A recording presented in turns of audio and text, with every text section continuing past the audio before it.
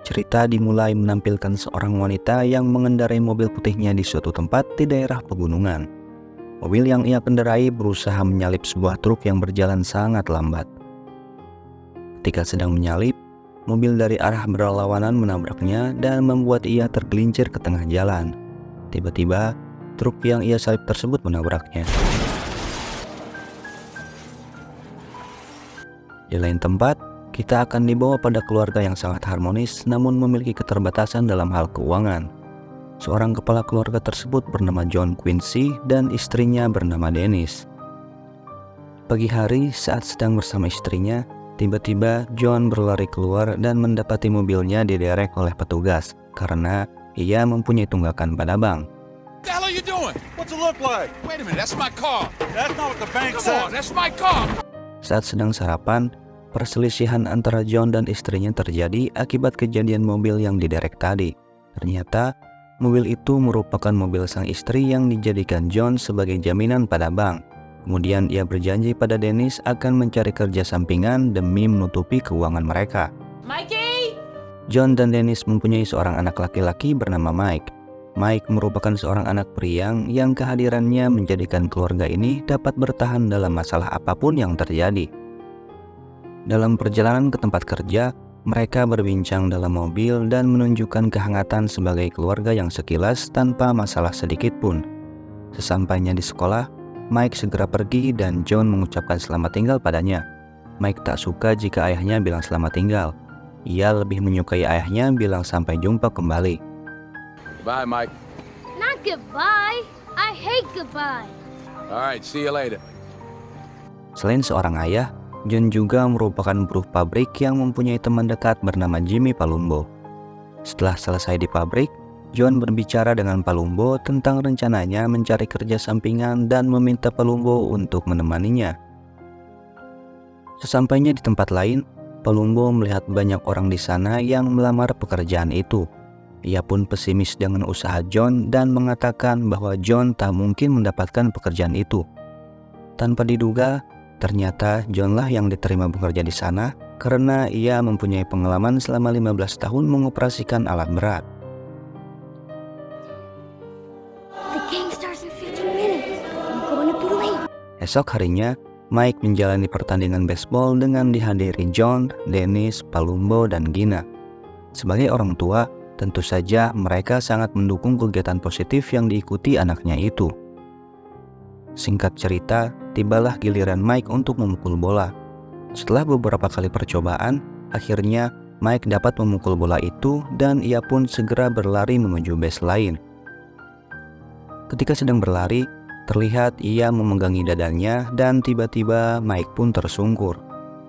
John yang memperhatikannya pun terkejut dan segera berlari menghampiri Mike. Setelah itu, ia bersama Dennis membawanya ke rumah sakit.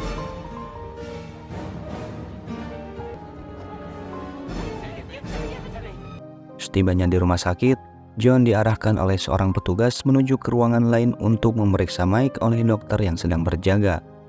Ketika diperiksa, dokter mengatakan bahwa hati Mike membesar dan segera ia melakukan tindakan lanjut untuk Mike.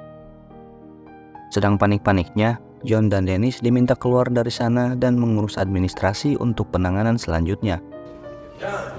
Where is he? Is he okay? We don't know yet where they're running. Your insurance card. I'll need to make a copy for our files. Setelah diminta kartu asuransinya, John dan Dennis kembali menuju ke ruangan di mana Mike dirawat. Saat itu, ada seorang dokter juga yang sedang memeriksa perkembangan Mike. Dennis yang melihatnya pun bertanya, "Alat apa itu?" Dengan detail, si dokter pun menjelaskan dan memberitahukan hal penting bahwa jika angka tekanan darahnya di bawah 70, maka Mike akan mengalami gagal jantung. Keesokan harinya, John bertemu dengan Rebecca Payne dan Dr. Turner. Mereka menjelaskan pada John tentang kondisi Mike saat ini. Turner menjelaskan bahwa Mike mengalami kerusakan septal pada 3 titik di jantungnya. Ia juga menyarankan untuk melakukan operasi karena jantungnya sudah tidak berfungsi dan harus segera mendapatkan transplantasi jantung. Payne juga memberikan pilihan lain pada John, yaitu untuk mengobatinya saja. Jika tidak melakukan operasi, berapa lama Mike akan hidup? Turner menjawab, tidak akan lama, hitungan bulan minggu, mungkin beberapa hari saja. To do nothing. Medicate him. If he doesn't have the surgery, how long would he live? Months, weeks, days. Setelah mendengar itu, John langsung memutuskan untuk menyetujui melakukan operasi untuk anaknya. Sebelum melakukan operasi, mereka harus melunasi administrasi di rumah sakit tersebut, baru bisa memasukkan nama Mike ke dalam daftar tunggu penerima jantung. John berkata bahwa ia mempunyai asuransi pengobatan utama, jadi bisa melakukan operasi itu. Ternyata setelah kemarin dicek, asuransi yang John punya tidak menyertakan penyakit sepenting ini dalam ketentuannya. Pihak rumah sakit juga membutuhkan uang cash sebagai perawatan anaknya. Biaya untuk transplantasi jantung adalah sebesar $250.000, dan jika ingin melakukannya, John harus membayar uang muka sebesar $75.000. Di tempat kerjanya, John bertemu dengan orang yang mengurusi asuransi semua pekerja di sana. Ia menjelaskan bahwa pekerja pada waktu hanya memenuhi syarat untuk mengikuti asuransi kelas 2, di mana John tidak dapat mengklaimnya untuk pengobatan Mike. John juga menjelaskan bahwa ia adalah karyawan tetap di sana, bukan pekerja paruh waktu. Tetapi seorang itu pun berkata bahwa pekerja tetap dihitung berdasarkan jumlah jam kerjanya, sedangkan John tidak memenuhi kriteria jam kerja itu. Ia juga menyarankan agar John mengajukan banding. Singkat cerita, bandingnya disetujui dan ia pun segera menemui Payne untuk berbicara akan hal itu. Setelah berbicara dengannya, ternyata asuransi yang didapatkan John tidaklah cukup untuk mengcover biaya perawatan anaknya selama di rumah sakit. Di lain tempat, Palumbo dan Gina memberikan sedikit bantuan dari gajinya kepada Dennis. Mereka juga membantu John untuk menjual barang-barang di rumahnya, tetapi semua uang yang didapatnya belum cukup. Ia juga disarankan oleh Palumbo untuk pergi ke stasiun televisi bertemu dengan Tuck Lempley yang seorang pembawa berita, untuk membantunya dalam menginvestigasi pihak asuransi yang tidak membayar penuh pekerja. Tuck yang bersimpati kepada John setuju untuk membantunya, tetapi ia harus mendapat persetujuan terlebih dahulu dari produsernya. Just leave your number with Karen, okay, up front? Thank you very much. Okay.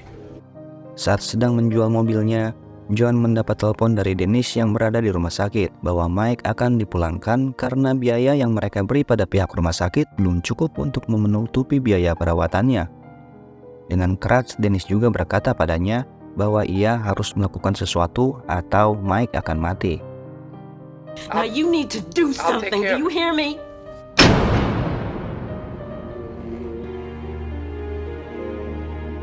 John bergegas pergi ke rumah sakit untuk menemui Dr. Turner. Setelah bertemu, ia pun bertanya, kenapa Turner menyuruh Mike pulang, sedangkan ia sudah memberinya uang pada pihak rumah sakit. Ia juga memohon pada Turner untuk tidak memulangkan anaknya. Tetapi Turner tak bisa melakukan apapun, karena yang memutuskan semuanya adalah pihak rumah sakit. John yang kesal pun segera membawanya masuk dan menodongkan senjata ke arah Turner, dan memintanya untuk memasukkan nama Mike ke dalam daftar penerima donor. Ia juga segera mengunci semua pintu keluar di sana dan membawa Turner ke ruangan lain, yaitu ruang gawat darurat. Orang-orang yang melihat John memegang senjatanya pun segera berlarian dan hanya menyisakan beberapa orang saja di sana.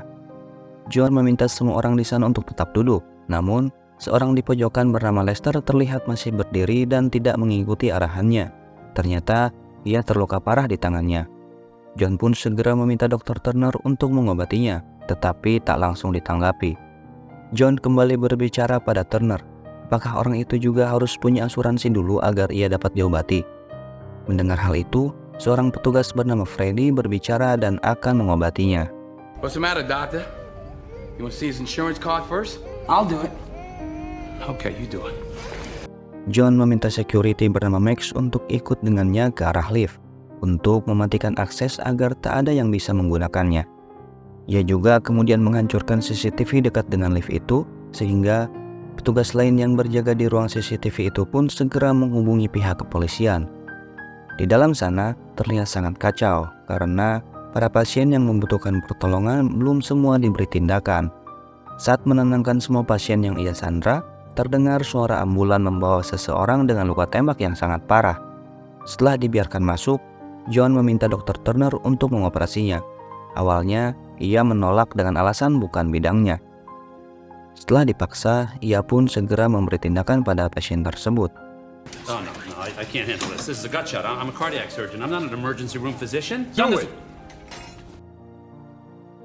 Di luar juga terlihat semua polisi datang untuk mengepung rumah sakit itu. Setelah mengamankan lokasi, seorang detektif bernama Frank diberitahu kondisi saat ini di dalam sana oleh petugas polisi lain. Ia kemudian dipertemukan oleh petugas rumah sakit yang melaporkan kejadian itu dan memberikannya radio untuk berkomunikasi dengan orang yang ada di dalam. Di dalam ruangan, terlihat semua pasien sedang ditangani satu persatu oleh dokter di sana atas permintaan John. Tak lama setelah itu, Max dihubungi oleh Frank dari radionya dan meminta berbicara pada orang yang bertanggung jawab atas kejadian ini. Mendengar hal itu, John segera menjawab panggilan dari Frank. Frank pun bertanya, apakah ada yang terluka di sana? Kemudian John menjawab, tentu saja, di sini kan rumah sakit. Kemudian Frank bertanya kembali apa yang John inginkan. Ia pun mengatakan ia ingin Frank mencari Payne dan mengatakan padanya bahwa John ingin memasukkan Mike ke dalam daftar penerima donor. Ia juga mengancam akan membunuh Sandra jika permintaannya tak dipenuhi. Is anybody hurt? It's an emergency room. Everybody's hurt. Now, what exactly is it that you want? You find Rebecca Payne. You tell her I want my kid on the donors list. Setelah berbicara, terlihat seorang bernama Steve sedang cemas karena keadaan istrinya yang akan melahirkan. John pun segera berbicara untuk menenangkannya. Saat sedang mengobrol, Steve menambahkan bahwa ia tak peduli dengan jenis kelamin anaknya. Yang penting adalah keselamatan anaknya. Mendengar hal itu, seketika John pun tertegun teringat keadaan Mike dan Steve pun meminta maaf. Terlihat Mitch sedang merencanakan sesuatu yang diketahui oleh Max. Ia meminta Mitch untuk tidak melakukan hal bodoh dengan rencananya dan menunggu polisi saja untuk membebaskan mereka. Di luar gedung, terlihat seorang polisi bernama Monroe tiba di sana untuk bertanya keadaan saat ini. Ia juga meminta pada Frank untuk mengakhirinya dengan sangat cepat. Setelah itu, John menelpon Frank dan bertanya tentang permintaannya. Frank ingin John membebaskan Sandranya terlebih dahulu sebelum memenuhi permintaannya. Saat sedang menelpon, dokter yang bernama Ellen memberitahu John bahwa bayi dari wanita hamil yang diperiksanya mengalami kelainan dan harus segera dibawa ke ruangan bersalin secepatnya. Mendengar hal itu, John segera memberitahu Frank bahwa ia akan membebaskan beberapa Sandra dengan syarat permintaannya harus dipenuhi sebelum jam 5. Setelah itu, ia pun memberitahu para Sandra bahwa beberapa dari mereka akan dibebaskan. Mitch meminta dirinya untuk dikeluarkan juga, tetapi John menolaknya. Tiba-tiba, ia menyerang John dengan semprotan dan membuat senjata yang John pegang terlepas. Mitch meminta Julie untuk mengambil senjatanya, tetapi Julie tidak mengambil senjata itu, melainkan mengambil semprotan dan segera menyerang Mitch. Dia berkata bahwa sudah muak dengan tingkah Mitch yang keterlaluan dengannya. Para Sandra yang melihatnya pun tertawa dengan hal ini. Dengan segera, John memborgol Mitch di sudut ruangan agar tidak kembali berulah. Saat itu juga, Payne sudah tiba di ruang komunikasi untuk mengetahui apa yang terjadi di rumah sakitnya. Setelah dijelaskan, Frank meminta polisi untuk menghubungi istrinya untuk berbicara dengan Payne. Kembali pada John, ia pun melepaskan Sandra yang dijanjikannya. Setelah para Sandra keluar, mereka memberi pernyataan pada media bahwa John adalah orang baik, bukan orang jahat seperti yang polisi tuduhkan. Tak juga berada di sana untuk meliput kejadian ini. Setelah itu, ia juga melihat polisi sedang mengawasi keadaan di dalam dari monitornya. Ia meminta rekannya untuk meretas monitor yang polisi awasi tadi. Sebelum berbicara dengan Dennis, Frank dan Payne diberi saran untuk membohongi John kalau anaknya sudah dimasukkan dalam daftar nama penerima donor, agar semuanya dapat selesai dengan cepat. Saat sedang berbicara, petugas lain memanggil Monroe dan kemudian dikenalkan dengan kepala keamanan untuk memberitahu blueprint ruang gawat darurat tersebut. Ternyata, Monroe mempunyai niat lain dengan saran itu. Payne dan Frank akhirnya bertemu dengan Dennis. Mereka pun berbicara tentang John dengannya, bertanya latar belakang, dan lain-lain. Dennis menjelaskan bahwa John merupakan seorang ayah yang baik, lembut terhadap keluarga, juga tidak pernah bekerja di militer. Bahkan, Dennis akan mendukung apapun yang John lakukan. Dennis terlihat sangat marah ketika Frank mencoba menyudutkannya. Ia pun memutuskan untuk masuk ke ruangan dan meninggalkan mereka berdua. Setelah itu, Payne berkata bahwa ia akan memasukkan nama anaknya ke daftar penerima donor. Dennis yang mendengar hal itu pun merasa sangat senang. Ia tak percaya dengan apa yang Payne ucapkan. You cannot use me. I've decided to put Michael's name on the recipient list. Really? Thank you. Oh, God. Setelah mereka berdua pergi, Frank mengatakan bahwa akting Payne tadi sangat bagus ketika membuat Dennis percaya dengan ucapannya. Tuck sedang mewawancarai Palumbo dan diminta untuk menceritakan latar belakang John. Dalam siaran live itu, Palumbo mengatakan jika John seorang miliarder, tentu saja dia tak akan melakukan itu dan anaknya akan diberi pertolongan oleh rumah sakit. Ia juga kembali menambahkan akan mendukung penuh apa yang John lakukan di dalam sana dan meminta John untuk menjaga dirinya. Mr. Palumbo, what can you tell us about John Archibald? Seems to me that something is out of whack, not someone. I'm there with you and you take care.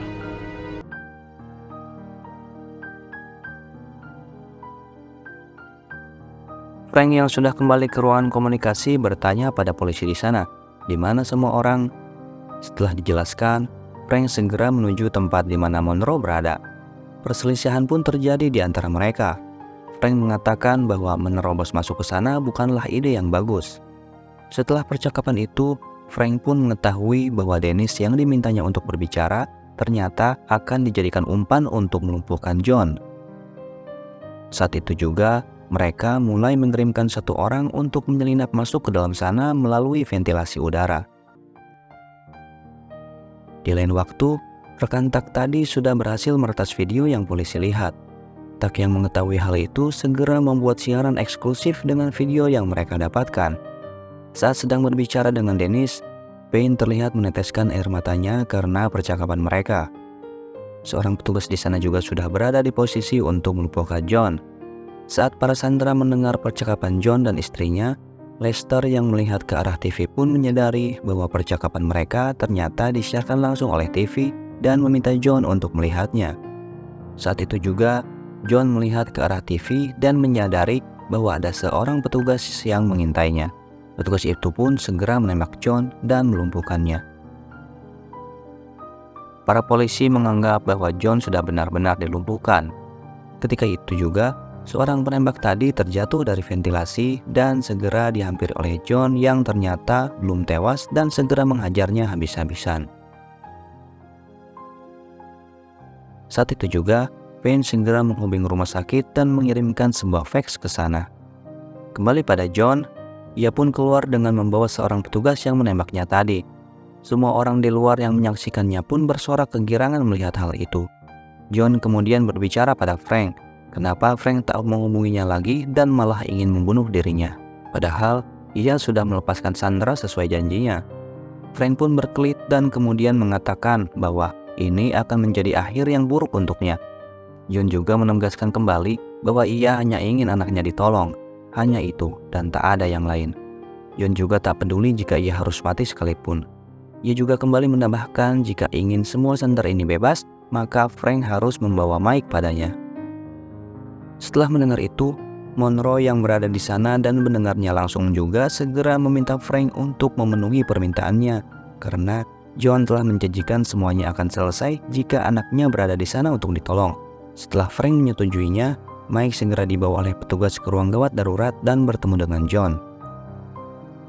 Dr. Turner segera melakukan pemeriksaan terhadap Mike, tetapi kondisi Mike terlihat semakin memburuk.